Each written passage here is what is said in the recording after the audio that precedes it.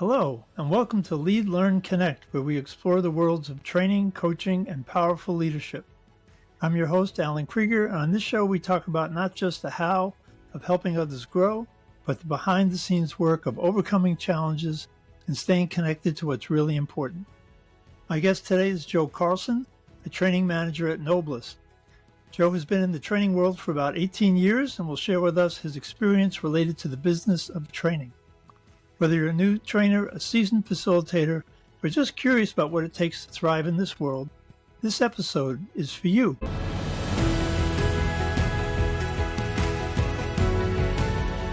Welcome, Joe. Hi, Alan. Nice to be with you. Nice to have you. So I always like to start with something challenging. People who are watching kind of want to know how to deal with things that are challenging to them. So talk about what you found as some of the more challenging parts of being a training manager.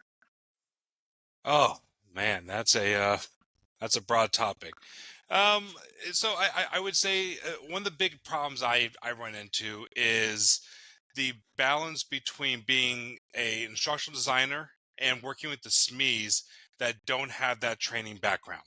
They are experts on either their product, on the industry, and they know everything there is to know factually about what they are trying to teach. They just don't know how to teach it. They don't quite understand anything about learning theory, Bloom's taxonomy, all that fun stuff that goes into how a student is going to learn in the classroom. And this is a problem that I've run into every single place I've ever been. And that's because I am not a SME. I have never been the SME at any company I've ever worked for. My focus has always been on the training side. I always go in telling them, you're the SME on this product, I'm the SME on training. We need to Yep. figure out how to work together. So that would be the biggest challenge that I'm seeing on a consistent basis.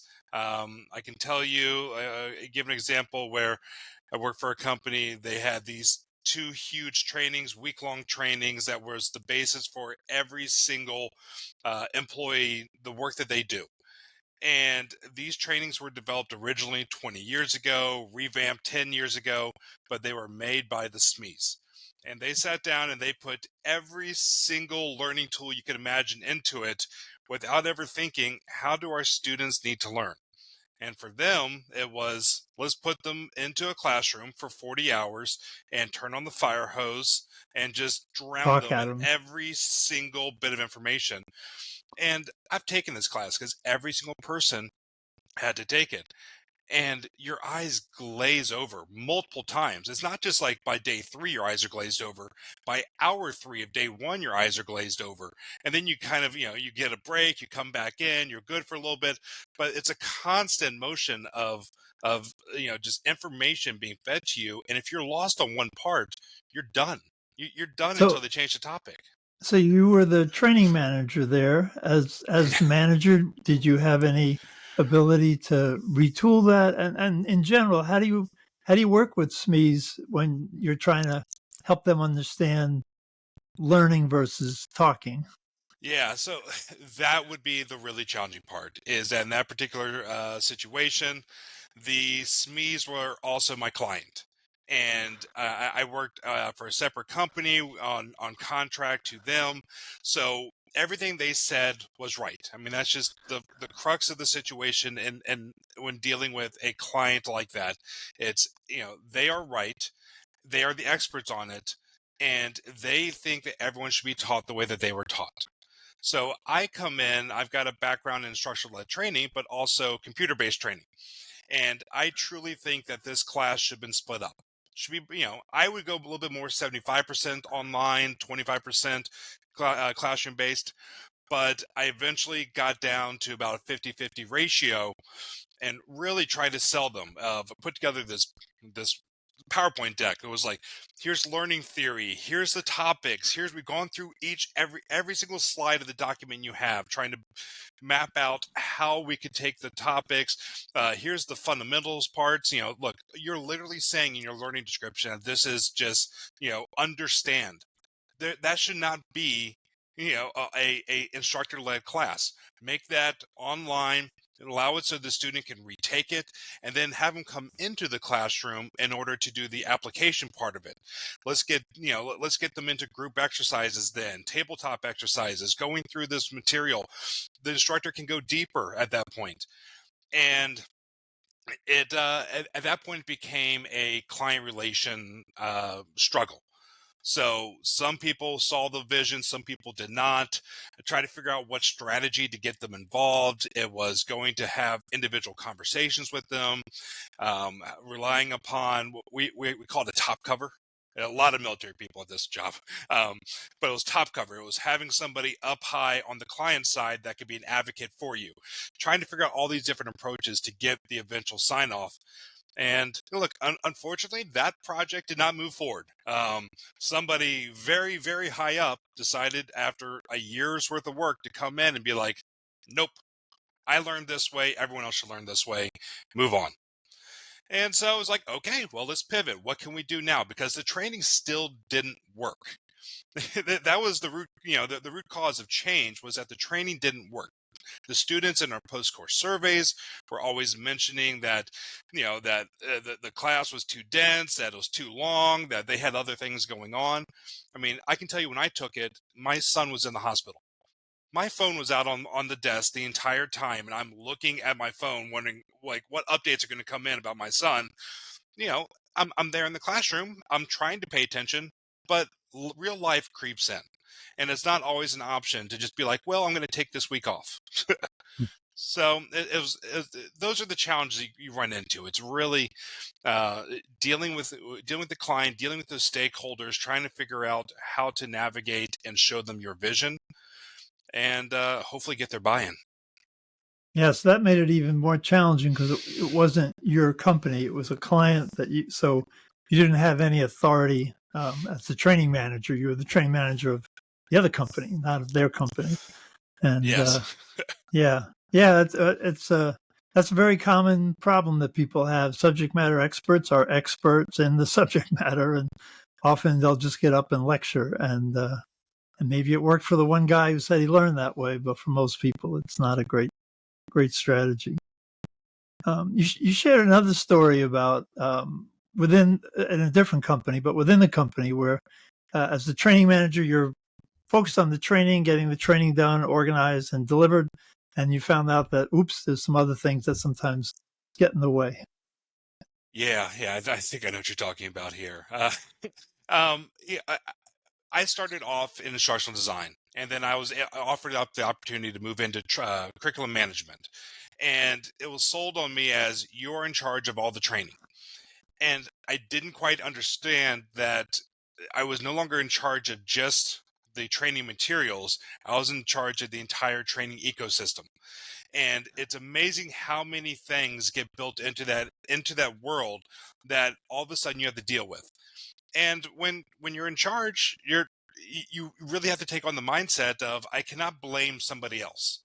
It was my fault. I did not catch something. So what happened there was we had a client going live on a new version of the software, and the Friday before, the client, they did not reach out to the training team because there was a in-between step set up at the company. There was a customer success team. So each customer had a representative that they could reach out to, ask questions, and that person would get them off to the right to the right team. This client reached out on Friday afternoon asking, did they have any training they could send out to their team, to their entire company about this new version of the product. And that client success person, the customer success person, went out onto our shared drive, and they searched and they found a portal. Unfortunately, the portal was for a version of the product 2 versions old. It was in an archived folder, but it was still searchable. It was still findable. It was still shareable. And that went off to the client. The client got this email in. Perfect. Here's a training portal. It's got all these videos in it. Send it out to the entire company.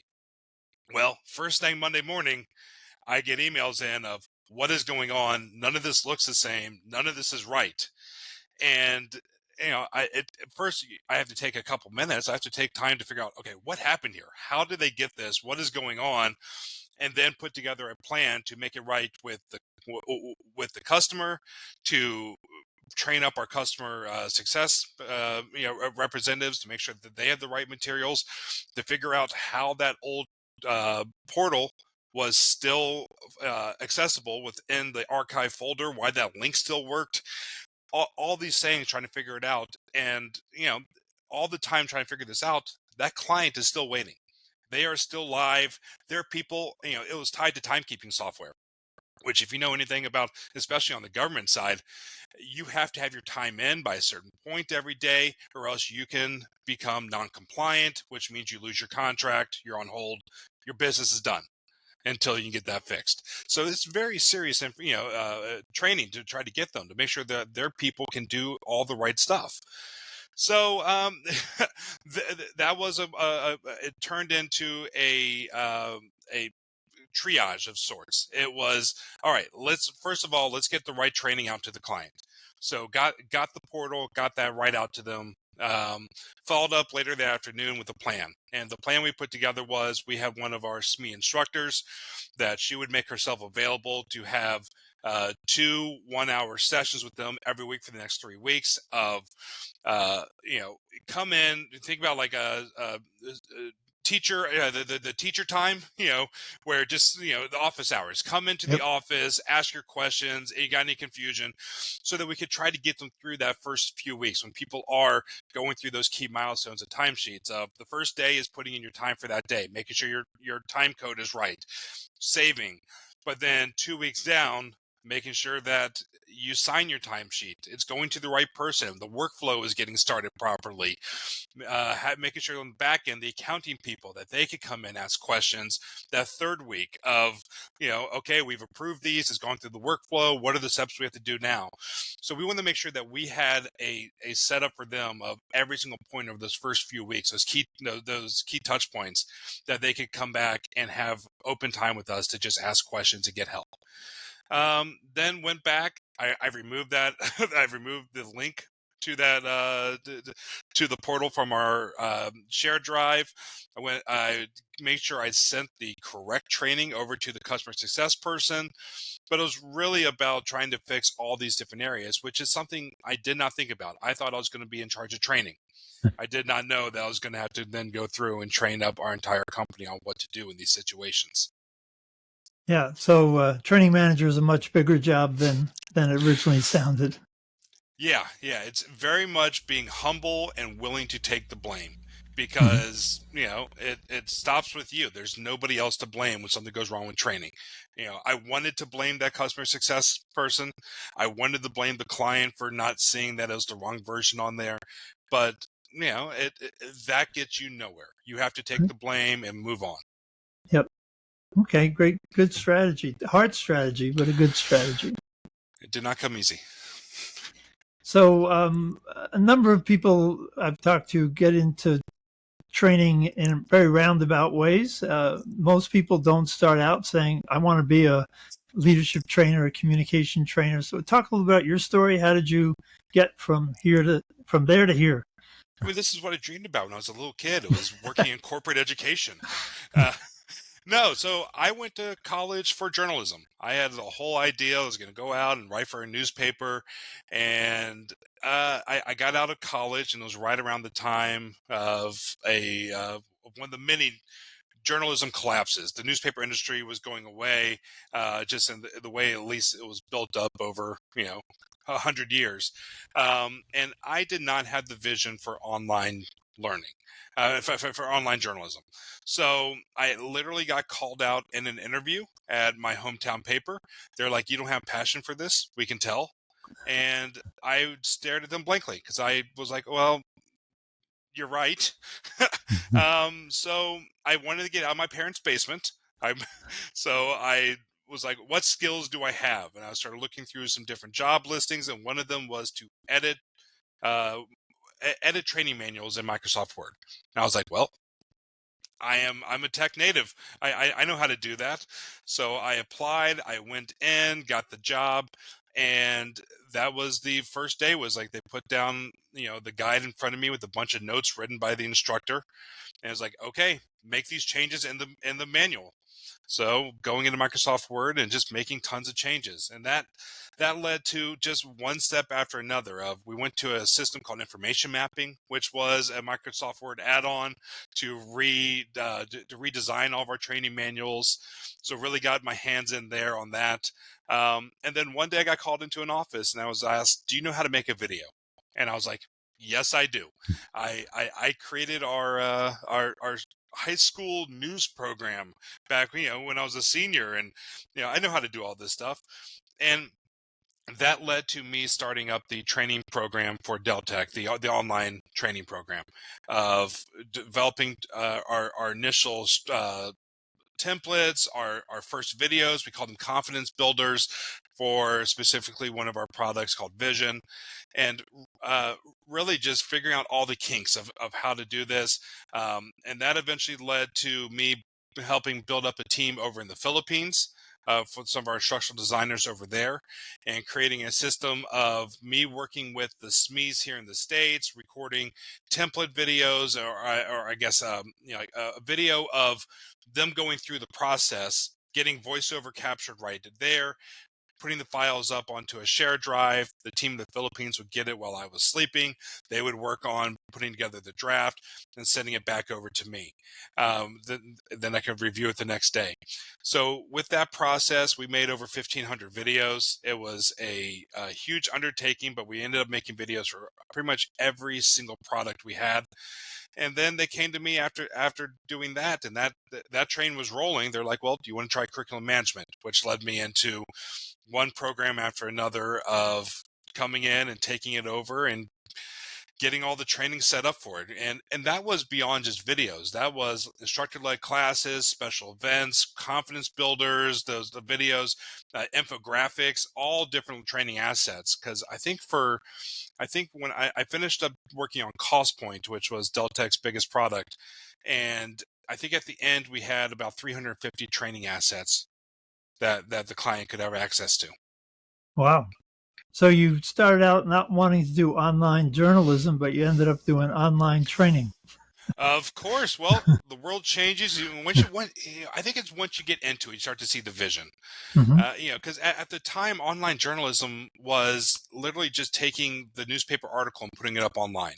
Right. There wasn't any of the interactive elements that you can have in there now. Updating it is a whole thing that happens now, where things are updated on the fly, new parts are added. That wasn't done at the time. It was literally just copy and paste from what you submitted to the editor to what was put online. And if the newspaper's failing, then how would that not fail as well? So again, vision, it helps. So you've done quite a bit of instructional design as a manager. You've got new folks coming in. What are some of the challenges they face, or things that people aren't thinking about when they come in and start working on a curriculum project? Yeah, I mean, I think for the most part, when anybody comes in, there's that sense of new, where they had their old ways of doing things, and now they're in a new place and there's new challenges. Like I can tell you right now, the challenges I have in my current role is I work on site at a government facility, which has restrictions as to what you're able to have on your computer. And, I was hired on to help create to expand their online learning platform. But we cannot have Articulate 360 on our government computer. So now we have to figure out a whole new process of building it on one computer, transferring it through a very slow file share system to another computer.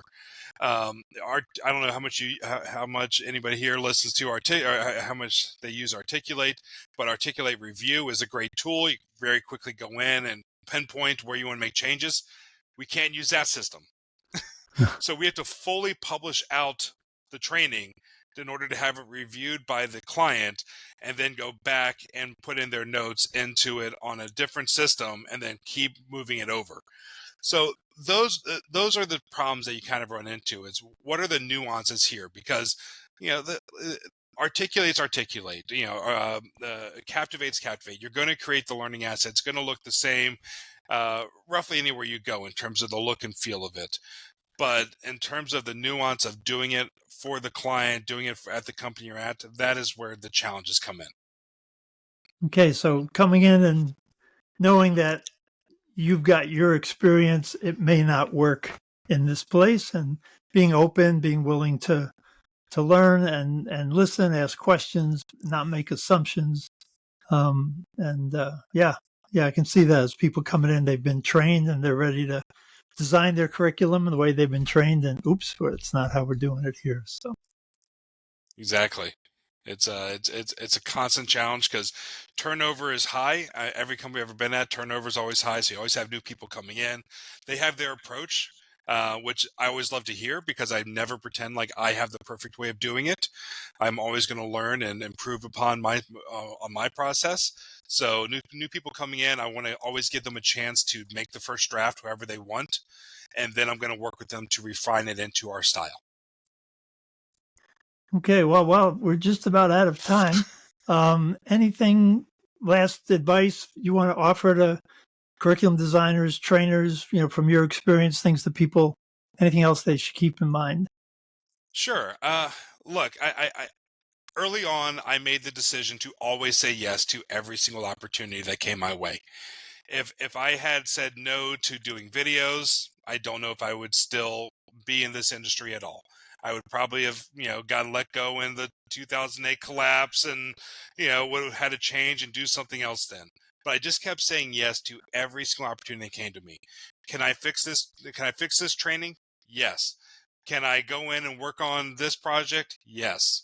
Do I know how to make a video? Yes. It didn't matter. I was going to figure it out. And I think that has helped me. So when curriculum management came along, yes, I'm going to do this.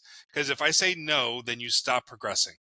So just always say yes to every single opportunity. You don't know where it's going to go. You can always go back if it doesn't work. But once you say no, you can't move forward.